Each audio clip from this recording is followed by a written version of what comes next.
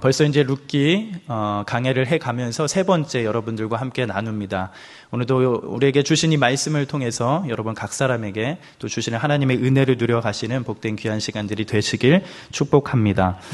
우리는 앞절에서 이 룻의 모습을 보면서 하나님의 헤세드, 하나님의 사랑과 인애, 또 자비를 생각해 보는 그런 시간들을 가졌습니다. 모압으로 이주한 뒤에 모든 것이 텅 빈 인생이 되었던 이 나오미의 인생을 우리가 살펴보았죠. 그는 남편도 있고 또 자식도 다 잃고 모든 것을 잃고 다시 고향으로 다시 돌아오는 그 나오미. 그러나 그런 시어머니를 보면서 자신의 목숨을 걸면서까지 끝까지 함께 하겠다라고 하는 이 룻의 모습을 우리가 함께 살펴보았습니다. 분명 이 룻은 젊은 나이기에 새로운 출발을 할 수 있었습니다. 마음만 먹으면 새로운 가정을 꾸리고 새롭게 출발할 수 있었지요. 오히려 시어머니인 이 나오미는 그런 길을 선택하라고 이 며느리인 룻을 부추겨 갑니다. 그런데 그런 자기의 인생을 포기하고 텅 빈 시어머니인 나오미를 품으면서 오히려 앞이 모르는 삶, 앞이 어떻게 이어질 수 없는 그런 고통과 절망, 소망이 없는 그러한 삶을 택하면서 끝까지 시어머니인 나오미의 그 텅 빈 삶으로 들어가게 됩니다. 우리가 그것을 보면서 하나님의 사랑, 변치 않는 신실하신 그 하나님의 사랑, 헤세드를 함께 생각을 해보았지요. 그러면서 오늘의 본문의 말씀이 이어지게 되어집니다. 오늘 본문은 우리가 함께 읽었던 말씀처럼 19절에서 시작하여 22절까지의 말씀입니다. 오늘 말씀을 보면 알 수 있는 것은 어떤 장소와 연결이 되는데 그 장소가 무엇이지요? 말씀에서처럼 바로 베들레헴이라는 장소로 연결이 되어집니다. 19절에 보면 이에 그 두 사람이 베들레헴까지 갔더라 이렇게 시작하죠. 그리고 22절에 보면 그들이 보리 추수 시작할 때 베들레헴에 이르렀더라 라고 이렇게 하면서 마무리가 되어 갑니다. 그렇게 우리가 살펴봤던 것처럼 여러분 1장을 시작하면서 즉 그 땅, 즉 이 베들레헴이 흉년이 들었던 것부터 시작하여 보면 오늘 읽은 본문과 더불어서 이 룻기 1장은 온통 장소인 어디로 시작하죠?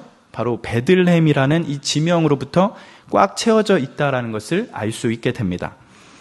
나오미 가족 일가가 베들레헴을 떠날 수밖에 없던 이유는 이 베들레헴이 흉년이 들었던 것이 문제였습니다.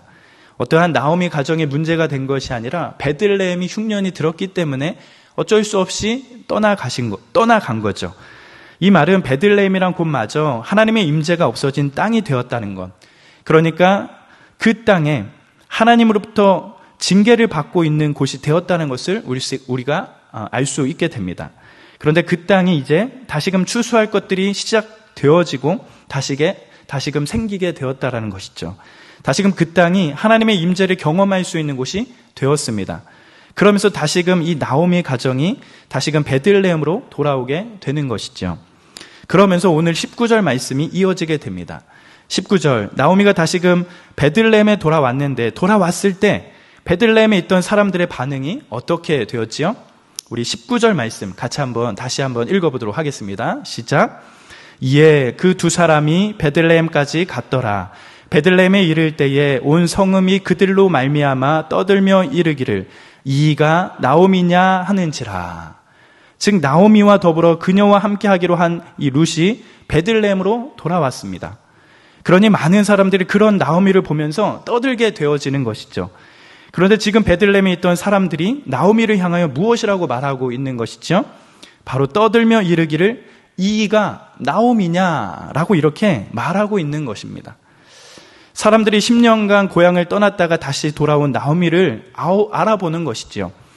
여러분 10년이라는 세월을 생각하면 어쩌면 긴 세월이 될 수도 있겠죠. 길면 길게 생각될 수 있지만 그래도 아직까지는 이 나오미를 10년 동안 떠나 있던 이 나오미를 알아보는 사람들이 있다라는 것입니다. 그런데 뭔가 나오미를 바라보는 눈이 쉽지 않아 보입니다. 원래 나오미의 나오미라는 뜻은 기쁨, 희락, 즉 이런 뜻을 가지고 있는데 너가 지금 나오미냐? 여기 지금 서 있는 너가 기쁨이냐? 희락이냐? 지금 그러고 있는 것입니다.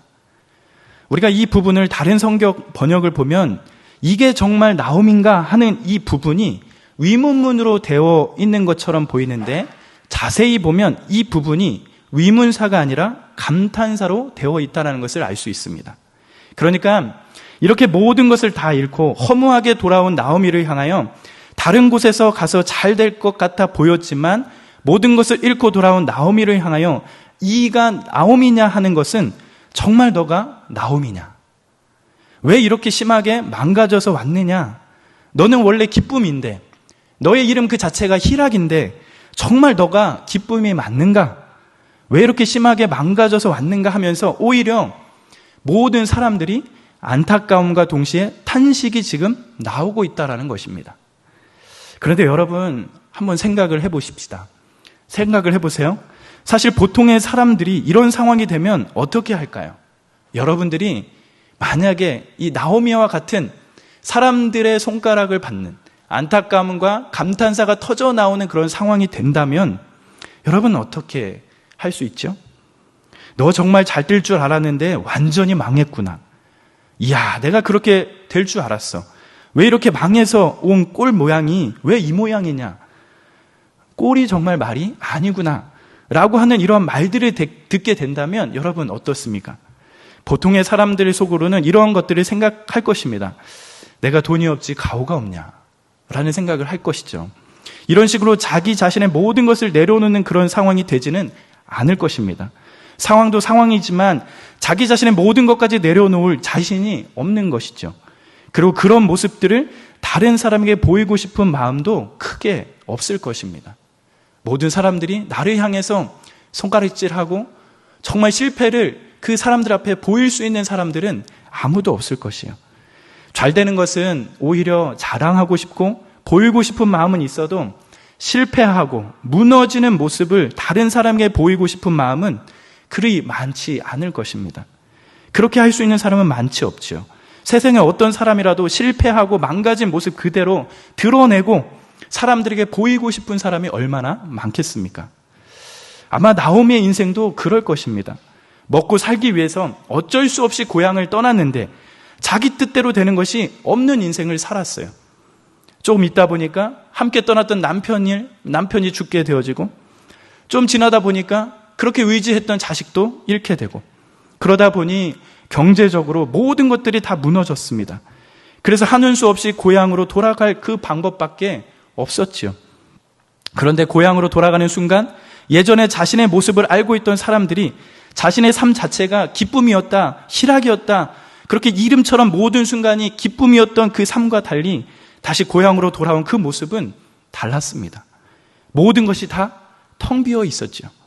가진 것이라고는 아무것도 없었습니다. 빈 털터리의 모습이 그의 삶의 모습이었어요.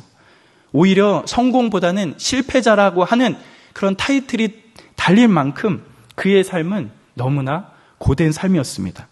그러니 고향 사람들을 보는 그 순간 얼마나 고통이고 사람들의 인식과 눈초리가 얼마나 큰 고통이 되겠습니까? 온통 자신의 모든 모습들이 죄인과도 같은 모습을 보이고 있는 그 순간이 얼마나 큰 고통이겠습니까? 베들레헴은 철저하게 낮아진 이 나오미를 향하여 나오미의 비참한 상태에 있는 그대로 그것을 말하면서 안타까움과 동시에 탄식이 터져나고 있는 그런 모습을 보이고 있는 것이에요. 너가 정말 나오미냐? 실패한 그 나오미를 향하여 그대로 그 나오미의 모습을 지적해 가고 있습니다.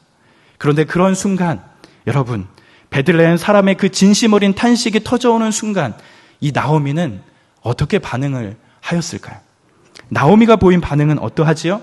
바로 20절에 이렇게 말씀해 가고 있습니다. 우리 20절 말씀 같이 한번 읽어볼까요? 시작. 나오미가 그들에게 이르되 나를 나오미라 부르지 말고 나를 마라라 부르라. 이는 전능자가 나를 심히 괴롭게 하셨음이라. 나오미가 베들레헴에 도착했을 때 베들레헴에 있던 사람들의 반응은 너가 진짜 나오미냐? 왜 이렇게 실패해서 돌아왔느냐? 정말 있을 수 없는 일이다. 나오미의 모든 좌절과 텅 빈 인생 그대로 보이고 보인 모습 때문에 많은 사람들이 탄식하고 안타까움이 터져 나오고 있습니다. 이런 상황 가운데 자신의 이 초라한 모습을 보이고 싶은 사람은 많이 있지 않을 것입니다. 자신의 실패와 좌절한 모습을 그대로 보이고 싶은 사람은 그리 많지 않을 것이지요. 그런데 나오미는 오히려 어떠한 모습을 보이고 있죠? 많은 사람들 앞에서, 베들레헴의 수많은 사람들이 지켜보는 앞에서 어떤 고백을 쏟아내고 있는 것이죠? 바로 자신을 이제 나오미라 부르지 말고 자신을 무엇이라고 부르라고 말합니까? 마라라, 마라라고 부르라고 그렇게 고백해 가고 있습니다. 여러분, 아까도 잠시 이야기를 했지만 여러분, 나오미의 뜻이 무엇이죠? 기쁨, 희락입니다. 그것이 나오미의 뜻입니다. 나오미의 인생이 기쁨과 희락, 즐거움이 가득한 인생이었습니다. 근데 이제는 뭐라고 부르라고 하는 것이죠? 자기 자신을 바로 마가라, 마라라 이렇게 부르라고 그렇게 고백해 가고 있습니다. 여러분, 마라라고 하니 어디서 익숙한 단어이지 않습니까? 마라탕, 그죠? 예. 이 마라탕, 이 마라라는 것도 매운맛, 이러한 뜻을 나타내고 있지만 사실 이 마라는, 여기에 나오는 이 마라는 고통, 쓴물, 아픔이라는 단어의 뜻을 가지고 있는 단어입니다. 이제 자기 자신을 어떻게 부르라고 하는 것입니까? 고통이요, 아픔이요, 쓴물이다. 어둠이 가득한 인생, 고독이 가득한 인생, 고통이 가득한 인생이라고 그렇게 고백하고 있는 것입니다. 사람들이 말하는 것처럼 많은 사람들이 이제 너가 나오미가 아니구나 라고 하는 어떠한 탄식과 안타까움이 드러내는 그런 모습처럼 나오미는 많은 사람들이 보는 대로 그 모습 그대로 처절하게 실패한 그 모습 그대로 인정하고 확신하면서 자신의 삶을 고백해내고 있다라는 것입니다. 자기 자신의 있는 모습 그대로 드러내고 있습니다. 저는 실패자입니다. 저의 인생은 고통입니다. 저의 삶은 아픔 그 자체입니다. 그렇게 고백하고 있다라는 것이죠. 여러분이 나오미의 삶이 되면 정말 그럴 수 있을까요? 힘들게 돌아온 고향의 분위기가 사뭇 환영하고 환대하는 분위기보다는 좌절하고 탄식하고 안타까워하는 그런 분위기 속에서 자신이 처해 있는 그 있는 모습 그대로, 실패하고 좌절하고 무너져 있는 그 모습 그대로 내비치며 그렇게 여러분 고백할 수 있을까요? 정말 어쩌면 쉽지 않은 고백일 거라 생각이 듭니다. 쉬운 일이 아니죠. 여러분, 나오미가 그렇게 자신의 인생을 실패한 인생이요, 고통과 아픔이 있는 인생이다, 모든 사람들이 보고 있는 것처럼 자신의 그 인생을 이렇게 당당하게 말할 수 있는 근거는 어디에서 나오는 것일까요? 자신의 삶을 인정하고 그럼에도 불구하고 이렇게 자신의 삶을 받아들이는 이 마음은 어디에서부터 나오는 모습일까요? 고난 가운데 나오미가 자신을 마라라고 부를 수 있는 그 근거는 무엇이겠습니까? 이 모든 시선을 나오미는 누구에게 맞춰가고 있죠? 바로 이 실패한 인생, 고난과 고통 가운데 있는 인생을 바로 하나님께 시선을 맞추어 가고 있다라는 겁니다. 자신을 마라라고 부를 수 있는 근거가 바로 하나님 때문에 그렇다라는 것입니다. 21절 나오미가 이렇게 고백하지요. 우리 21절 말씀 같이 한번 읽어볼까요? 시작. 내가 풍족하게 나갔더니 여호와께서 내게 비어 돌아오게 하셨느니라. 여호와께서 나를 징벌하셨고 적는 자가 나를 괴롭게 하셨거늘 너희가 어찌 나를 나오미라 부르느냐 하니라. 나오미는 어떻게 고백하지요? 내가 풍족하게 모압으로 갔었는데 남편도 잃고 자식도 잃고 모든 것을 다 잃었는데, 그래서 텅 빈 인생이 되어 돌아왔는데 이 모든 것이 하나님께서 나를 징벌하셨다. 전능자가 나를 괴롭게 하셨거늘 내가 이제 나오미가 아니라 마라라고 부를 수 있는 근거가 되었다라고 그렇게 고백해 가고 있습니다. 텅 빈 인생, 모든 것이 실패한 인생의 중심에 바로 하나님이 있었다라는 것을 고백해 가고 있습니다. 여러분, 우리가 늘 하는 말 중에 하나가 이런 말을 많이 하지요. 젊어서 고생은 언제 한다? 젊어서 고생은 사서 한다. 이런 고백을, 이런 말들을 많이 합니다. 결국에는 이 말이 어떠한 뜻이죠? 젊어서 하는 고생으로 인생의 중요한 교훈들을 배울 수 있기 때문에 결국에는 우리의 인생의 고생이나 고난도 유익할 수 있다라는 것을 말하는 것일 겁니다. 그러면서 어쩌면 청년이니까 아프다라고 하는 이 말하는 요즘 시대에 이런 말을 한다면 이런 말을 여러분들이 듣는다면 어떻게 들리죠? 꼰대처럼 들리죠. 야, 청년 때는 아픈 거야. 아픈 시간이 있는 거야. 이런 말을 듣는다면 저 사람 또 꼰대 말 가는구나. 이렇게 들릴 수도 있을 것 같아요. 어쩌면 그런 말이 될 수도 있죠. 그래서 요즘 흔히 젊어서 고생은 사소한다라는 이 말을 비꼬아 만든 말도 있게 됩니다. 바로 어떤 말일까요? 젊어서 고생은 절대로 하지 마라. 골병 든다. 이런 말도 심심찮게 많이 하는 것을 볼 수 있습니다. 그러니까 어쩌면 똑같은 상황 가운데 어떤 사람은 고생을 사소하는 것이다. 그것을 통해서 배울 수 있다. 우리의 삶에 유익하다 보는 것과 더불어 그와 반대로 고생하면 고생할수록 골병만 든다. 절대 고생하는 길을 선택하지 마라 라고 볼 수 있습니다. 즉 우리 앞에 고난이 있을 때, 고통이 있을 때 그것을 어떻게 보는지 그 관점의 차이들이 있다는 것입니다. 같은 상황 가운데서도 자신에게 다가온 그 상황을 어떻게 생각해야 되는지 그런 차이가 있다는 것이죠. 아마도 이것과 마찬가지로 여러분 고난과 고통을 대하는 주님을 믿는 우리들의 모습 가운데서도 다양할 줄 믿습니다. 우리 안에 다가오는 고난과 고통을 때로는 단순한 운명의 장난이라고 생각하거나 어떠한 문제가 외부에 있다라고 생각하여 운이 나빠 걸렸다라고 생각하는 정도의 관점을 가졌다면 사실 그 고난과 어려운 문제 앞에 우리가 배울 수 있는 것은 그리 많지 않다라는 것이죠. 그런데 이러한 고난과 고통, 때로는 어려움의 이유를 자신의 죄에서 찾거나 하나님의 선하신 계획, 즉 섭리에서 찾는다면 어쩌면 자신의 삶에 어떠한 매우 깊은 통찰을 볼 수 있는 상황이 될 수 있을 것이고 자신이 짓고 있는 죄의 문제를 제거하려고 노력하거나 죄된 습관을 벗어버리고 성숙해가는 그런 과정들이 될 것입니다. 더불어 만약 그것이 자신의 죄의 문제가 아니라는 것을 하나님 앞에서 확인한 성도라면 그 고난 앞에서 하나님의 선하신 계획을 믿어가면서 인내로 그 고난을 통과할 때 어쩌면 성숙할 그런 시간들이 될 수 있다는 것이죠. 나의 삶이 그저 우연이 아니라 모든 일에 하나님의 섭리가 있다라고 고백하면서 하나님의 회복의 때를 기다리며 인내하면서 신앙적으로 하나님을 신뢰하는 그런 시간들이 될 것입니다. 그러면서 우리의 신앙이 성숙해 가는 것이죠. 여러분, 호세아 선지자가 하나님을 떠난 이스라엘 백성들에게 이런 외침을 하였습니다. 우리 호세아서 6장 1절 같이 한번 읽어볼까요? 호세아서 6장 1절입니다. 같이 한번 읽어보겠습니다. 시작. 오라, 우리가 여호와께로 돌아가자. 여호와께서 우리를 찢으셨으나 도로 낫게 하실 것이요 우리를 치셨으나 싸매어 주실 것임이니라. 여러분, 하나님께서 우상 숭배와 죄악으로 하나님을 떠난 이스라엘 백성들을 다른 나라의 포로가 되게 하시면서 고난과 아픔과 어려움을 주셨습니다. 그런 상황 가운데 호세아 선지자는 여호와께 돌아가야 하는 이유를 말하고 있는 것이죠. 무엇을 말하고 있죠? 여호와께서 우리를 찢으셨고 우리를 치셨다라고 그렇게 고백해 가고 있습니다. 이 말은 무엇일까요?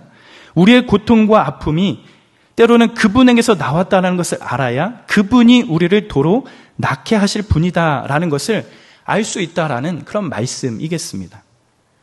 우리가 하나님께 회개하고 돌아갈 수 있는 이유 중에 하나는 고난의 출처가, 고난의 그 출발점이 하나님이시라는 것에 대한 깨달음입니다. 살아가는 여러분, 나오미를 한번 살펴보십시오. 나오미의 삶을 한번 가만히 지켜보십시오. 나오미는 여러분 어떻게 지금 고백하고 있지요? 전능자가 나를 심하게 괴롭혔다. 그렇게 고백합니다. 여호와 하나님께서 내게 비어 돌아오게 하셨다라고 자신의 슬픈 그런 마음들을 토로하고 있다라는 것입니다. 그런데 지금 이렇게 고백하는 것은 나오미가 자신을 때리고 자기를 비우신 여호와 하나님과 함께 걷고 있는 것이고 어쩌면 하나님을 향하여 걷고 있다라는 사실인 것이죠. 나오미에게 주신 이 슬픔과 괴로움과 고난이 다 하나님께로 나왔기에 이 모든 것의 회복도 여호와 하나님께 달려있음을 지금 믿고 있는 것입니다. 그저 여러 상황 가운데 텅 빈 삶이 되었는데 그래서 그의 삶을 말하라고 고통이라고 좌절이라고 그렇게 고백하는 삶이지만 그 고난을 하나님과 함께 걸으며 자신에게 주어진 그 삶을 하나님의 신실함을 바라보며 가고 있다라는 것입니다. 나오미는 자신을 향해 매를 드셨던 하나님 아버지를 향하여 아파하며 울며 고통에 시달리면서도 하나님께 나아가기를 선택한 것입니다. 매를 들고 계신 하나님의 손을 본 것이 아니라 그 매를 들고 자신을 때리시는 하나님의 아버지의 고통으로 일그러진 그 얼굴을 본 것이지요. 그리고 그분의 얼굴에서 아버지의 사랑을 맛본 것입니다. 그래서 울면서 때리고 있는 그 아버지에게 다가가 두 팔로 아버지를 덥석 안은 것이지요. 그 고난을 통하여 하나님이 주신 그 고난의 이유를 잘 알게 되었고, 그것을 통하여 자신의 삶이 어디로 가야 하는지, 무엇을 배워야 하는지, 어디에 매달려 있어야 하는지, 그 텅 빈 그 삶이 무엇으로 채워질 수 있는지, 왜 자신의 인생이 텅 빈 삶이 되었는지, 그 고통이 누구로부터 시작되고 결국에는 누구에게 가야만 이 고통이 메워질 수 있는지, 그것을 배웠다라는 것입니다. 자기 자신이 누구인지, 이제는 나오미가 아니라 마라라고 고백하며 자신이 어떠한 사람인지 정확하게 고백하는 이 나오미. 그 나오미가 자신을 끝까지 함께 하겠다고 하는 며느리인 룻을 데리고 베들레헴으로 돌아옵니다.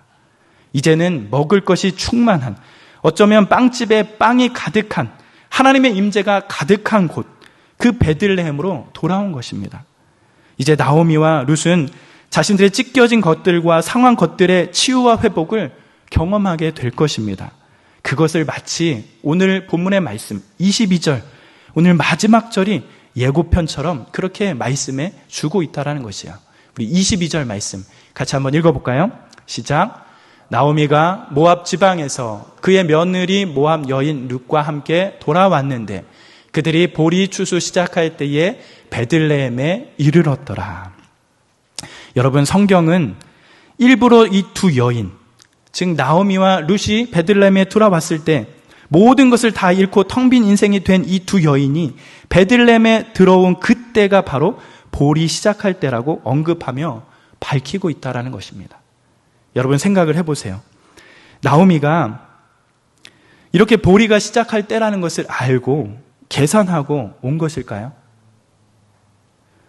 지금 가면 보리가 추수할 때이니 먹는 것이 풍부할 것이야, 그렇게 생각하면서 이 나오미의 일가들이 룻과 함께 이 베들레헴에 도착했을까요? 아마도 우리가 성경을 가만히 보면 그렇게 하지 않았을 것입니다. 마지 못해서 베들레헴으로 돌린 것이죠. 근데 바로 도착했을 때가 어떤 때라는 겁니까? 보리가 추수할 때였다라는 것입니다. 여러분, 이것은 하나님의 귀한 섭리의 시작입니다. 하나님이 한 사람의 인생 속에 얼마나 역사하시는지, 하나님을 향한 그 한 사람을 얼마나 귀하게 섬겨가시면서 그를 품어가시고 안아가시는지, 얼마나 그를 끝까지 사랑하시고 붙들고 함께 하시는지, 그 하나님의 헤세드의 모습이 시작되는 것을 알리고 있는 것이죠. 텅 빈 삶이 전부였던 그들의 삶이 어떻게 풍성해질 수 있는지, 빵집으로 돌아온 빵이 없는 이들이 어떻게 풍성해질 수 있을지 기대하게 만드는 그 예고편이 시작된다는 겁니다. 자신이 얼마나 고통스러운 삶을 살고 있는지, 많은 사람들이 탄식과 안타까움 속에 손가락질하면서 놀라움을 자아내는 그런 순간에 이제는 자신이 나오미가 아니라 마라라고 인정하면서 자신의 인생 가운데 모든 것을 다 하나님께로부터 나온 것이며 모든 것이 다 하나님께서 치유하시고 회복하실 거라고 믿고 나아가는 이 나오미의 삶을 우리가 잘 한번 살펴봤으면 좋겠습니다. 그런 나오미에게 하나님은 은혜의 때, 축복의 때를 선물하시면서 그의 텅 빈 인생을 채워가십니다. 선택받은 한 사람, 선택하신 그 한 사람을 하나님의 섭리 가운데 어떻게 인도해 가시는지, 끝까지 않고 품어 가시고 인도해 가시는 이 헤세드의 은혜가 얼마나 풍성한지 우리가 이 나오미의 삶을 보면서 우리가 헤아려 갈 수 있게 됩니다. 사랑하는 여러분, 하나님께서 우리의 삶을 돌아보십니다. 믿으십니까? 수많은 우리의 인생 가운데 때로는 우리도 어쩔 수 없는 사람이기에 늘 한계와 실패가 있습니다. 인생을 살면서 내가 할 수 없는 일이 참 많구나 생각이 들 때도 있어요. 저도 자식을 키워가면서 하나님이 자식을 왜 주시는지 알 수 있는 것 같아요. 자식을 키워가면서 내 마음대로 될 수 있는 게 아무것도 없는 것 같아요. 여러분, 우리의 인생이 마치 그와 같은 인생이 아닙니까? 어쩌면 내 마음대로 할 수 없는 것이 나의 인생이구나. 생각을 할 수 있는 것이 나의 삶인 것 같아요. 어쩌면 지금 이 자리에 그런 인생의 쓴맛을 지금도 경험하는 분들도 있을 것입니다.